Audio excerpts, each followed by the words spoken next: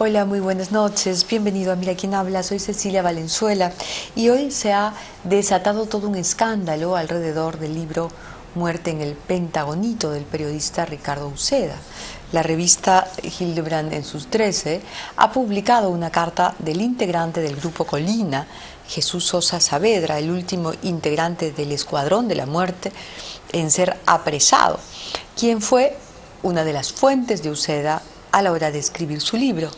Según la revista, la carta es muy larga, es más larga de lo que aparece en la publicación de hoy y está respaldada por un audio en el que el propio Sosa sostiene que estando prófugo y viviendo escondido en la casa del periodista Uceda tuvo relación con el ex procurador José Ugaz, con el ex ministro de Justicia Diego García Sayán y con los periodistas Laura Puertas, entonces esposa de Uceda, y Raúl Tola. Vamos a leer extractos de la carta de Jesús Sosa, conocido como Querosene. Es una carta que Sosa le escribe a Uceda y le dice: la verdad que siempre te hice ver muy claramente desde 1997 hasta casi el 2003, en que estuve escondido en tu casa, sostuvimos largas conversaciones y siempre tocamos este punto y te demostré por qué Fujimori no tenía nada que ver con nosotros.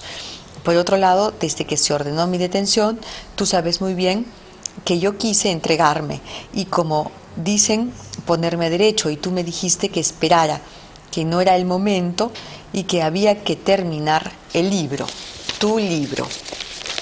Más adelante dice lo siguiente: ¿qué podía esperar yo? Esto lo dice Sosa, alias Querosene. ¿Qué podía esperar yo si todo lo venías manipulando y creías que yo no me daba cuenta, que mientras ibas avanzando te reunías con Gamarra, con Rivera y después con el fiscal Peláez, y a ellos les manifestabas mi posición y tú muy enmarañadamente tratabas de hacer que la cambiara para que yo inculpara a Fujimori? Y luego dice: ¿y qué pasó? ¿Y qué pasó de los $12,000 que dijiste que te dieron? Solo me entregaste 3,000. ¿Y los 9,000 restantes?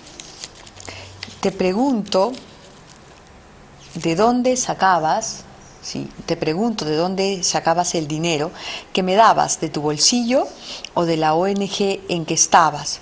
¿Cómo engañabas a la ONG que de afuera te apoyaba con dólares pensando defender el periodismo libre, cuando con parte de eso me solventabas y encubrías?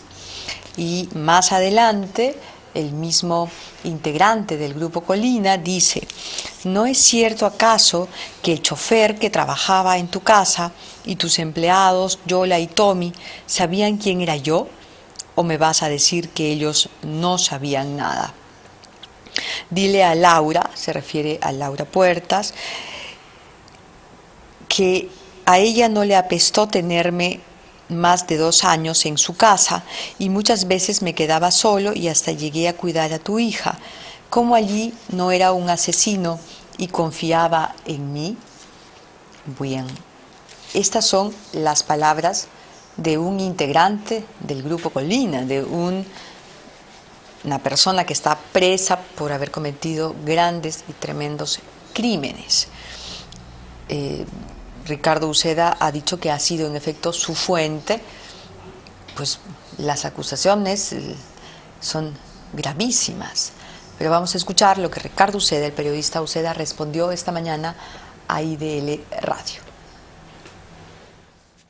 En la carta que te hemos leído efectivamente, que la tenemos acá del periódico Hildebrand y sus 13, que la publica completa, Sosa dice: la verdad que siempre te hice ver muy claramente desde 1997 hasta casi el 2003, en que estuve escondido en tu casa.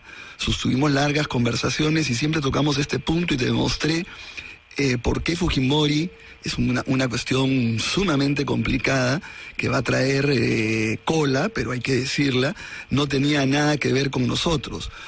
Por otro lado, desde que se ordenó mi detención, Tú sabes muy bien que yo quise entregarme, o como dice, ponerme a derecho, y tú me dijiste que esperara, que no era el momento y que había que terminar tu libro, que por el sesgo que le estabas dando, yo nunca estuve de acuerdo. Fíjate tú la imputación que hace, que es sumamente grave, ¿no? O sea...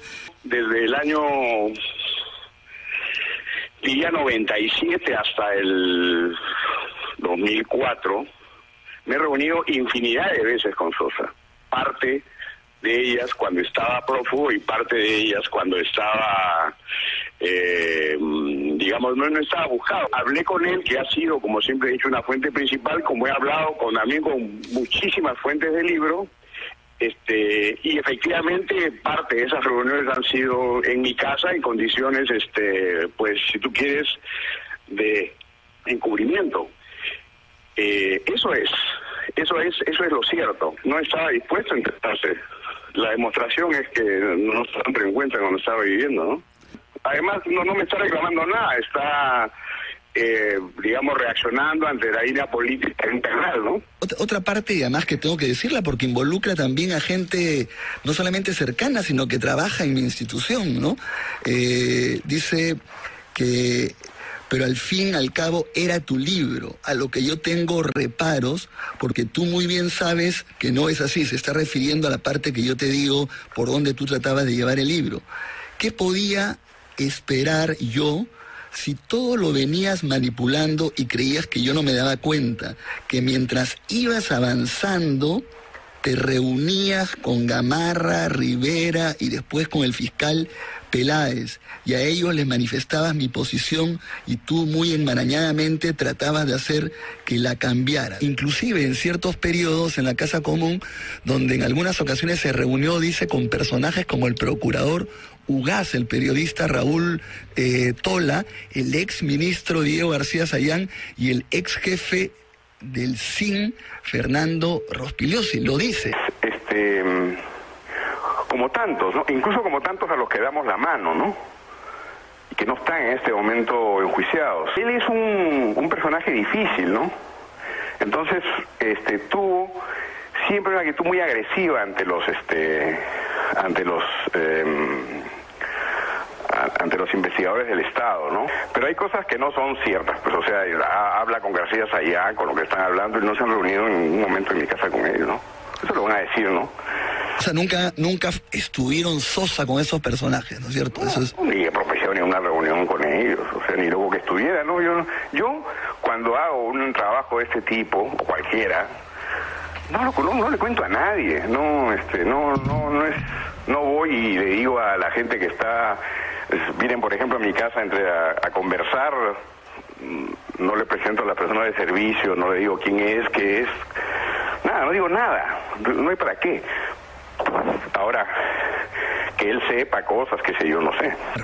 Ricardo, una cosa de la entrevista es que él trata de decir que tú le ofreciste una ayuda económica por este libro, que al final no le diste nada y que por eso está bastante resentido, ¿no? Por ejemplo, dice, de los $12,000 que dijiste que te dieron, solo me entregaste 3,000 y los 9,000 restantes, se pregunta, ¿no? Y dice, ahora que estoy jodido, espero que ya estés en mejor posición que yo y me los hagas llegar, y tú sabes cómo ahora sí te los pido. No he hecho ningún acuerdo económico con él. Yo he gastado en ese libro muchísimo dinero, ¿no? Personal. Yo he renunciado a un trabajo para hacer ese libro. Entonces, por la cantidad de dinero tan exigua que te da una editorial para publicar, vamos a pensar que ha sido el interés para que lo haga. No, además él nunca me ha pedido dinero, ni siquiera cuando ha estado en prisión, ¿no? Es una cosa que yo encuentro inexplicable, ¿no? Porque no ha habido ningún tipo de acuerdo económico conmigo al respecto, ni podía haberlo, ¿no? Y además son tantos años, porque son efectivamente el 97 hasta el 2004 de acabo el libro, son muchísimos tiempos, ¿no? ¿Cuánto puede costar eso? ¿Para qué? ¿No? Entonces yo hay partes de la carta que no comprendo y tampoco quiero polemizar con un hombre que está en prisión y sometido a un encierro muy duro, ¿no? Porque a él le han dado un tipo de carcelería muy severa y entiendo que está enojado con todo el mundo, ¿no? Él, para demostrar que no ha sido visitas esporádicas, sino que ha estado permanentemente en tu casa, da información, ¿no? O sea, dice cómo se llama tu hija, el chofer que has tenido, él dice cómo se llama, además se molesta, ahora me dicen terrorista, todo, cuando antes decían que iban a ser mis amigos de toda la vida, incluso dice una cosa increíble, ¿no? Dice hasta me dejaban al cuidado de su hija, ¿qué pasó? Y porque ahora me llaman terrorista, cuando habían dicho, pues repito, que la amistad entre nosotros iba a durar permanentemente. Entonces ese es su objetivo, ¿no? Dar datos de la vida con ustedes para decir, ojo, no fue que solamente me entrevistabas de vez en cuando, sino que estuve viviendo en tu casa, te manejaba el carro, te cuidaba a tu hija. Ese es un poco el tono de la carta. No. Yo he vivido en una casa muy grande, donde yo prácticamente tenía una parte, una ala dedicada a mi área de trabajo, ¿no? Él ha estado, sí, muchas veces en mi casa, pero él ha estado muchos años sin ser prófugo. Acuérdate que ha habido una ley, de amnistía, y que recién muchos años después, no recuerdo cuándo, es que la Corte Interamericana, cambia el estatus legal de todos ellos.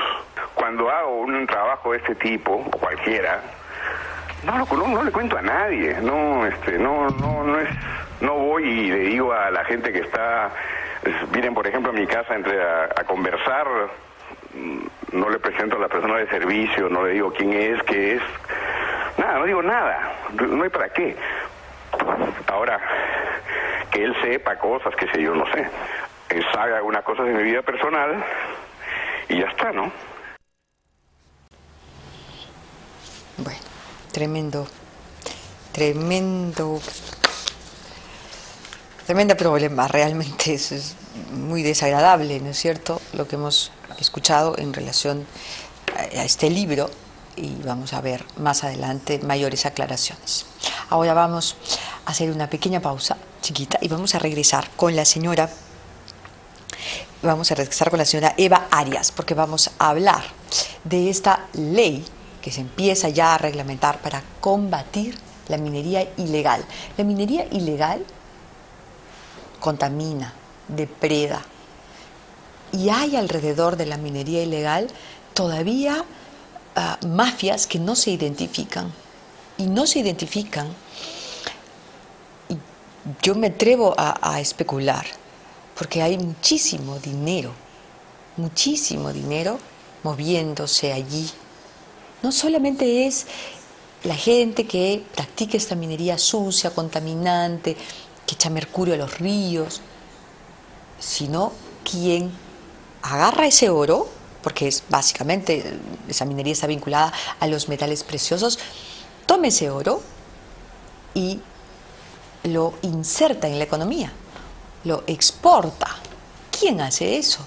¿Quiénes son la demanda? ¿Dónde está la demanda de la minería ilegal? La ley que se está dando, que se está discutiendo, tiene también ese objetivo. Imagino que lo tiene.